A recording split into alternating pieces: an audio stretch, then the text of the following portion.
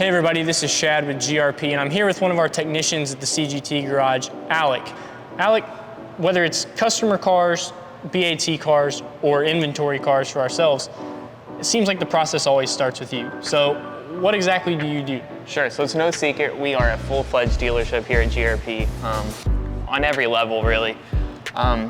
We start on every car, if it hits our lot, hits our canvas, I would say, we start with a check-in, go over the car completely, right? So we're gonna go over the body, we're gonna see what's with the car, whether it's documentation, extra parts, whatever the case may be. Okay. We get it all on paper, get the car initially photographed, just basic pictures, for sure, how it came, right? Get it on paper and documented, kind of cover ourselves and the customer, right? And then pretty much, yeah, that's it. I mean, pretty detailed. Cool, so I know here at GRP we tend to get some crazier cars, and I couldn't not have this one in the video, so we're gonna walk forward here and kind of talk a little bit more about this one. As you're talking about the PPI process, obviously this is a one-of-one, something that's a little more bespoke, something a little more out there, but what does a PPI look like for something like this? Sure, this Singer's not gonna need much, right? But for instance, a PPI process, we're gonna road test the car. Wow, okay. We're gonna road test it, we're gonna get it up in the air, we're gonna do all the mechanical checks, check the service history, try and make sure it's on track with its maintenance plans, try to stay with the factory preventative maintenance plans if we can. Okay. Most things have that, so we try to stick with it.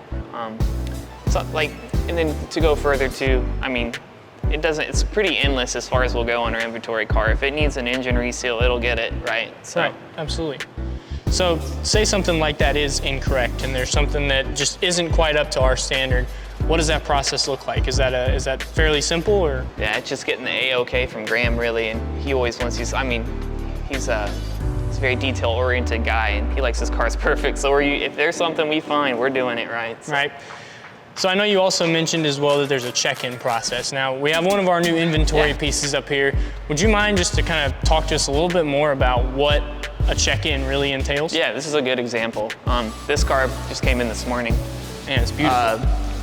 We go over the whole car's body. That's usually where I start, right? I pretty much, if you ever drive by our campus, you'll see me just eyeing these things all funky. I'm looking for dents, I'm looking for rock chips, gouges, cuts, scrapes, you name it. And like this, for example, this car's got what I call a quarter PPF. It's got PPF up to here on a white car. You can tell this PPF's probably original to the 2011. So yeah, you can kind of see that. Yeah, it's pretty yellow where it's covered. Things like that can make, even in the check-in process, get all that stuff down. Okay. And it kind of rolls into the PPI process, you know. I do it both, so I kind of start the PPI process a little bit there on the check-in side. Okay, and I've seen you walking around with the clipboard. Are you marking down each of these things as they come up, or? So it's all getting notated. Everything I see gets put on paper and then uploaded to a Dropbox file for the customer or for Graham in our inventory cases, right? So, yeah.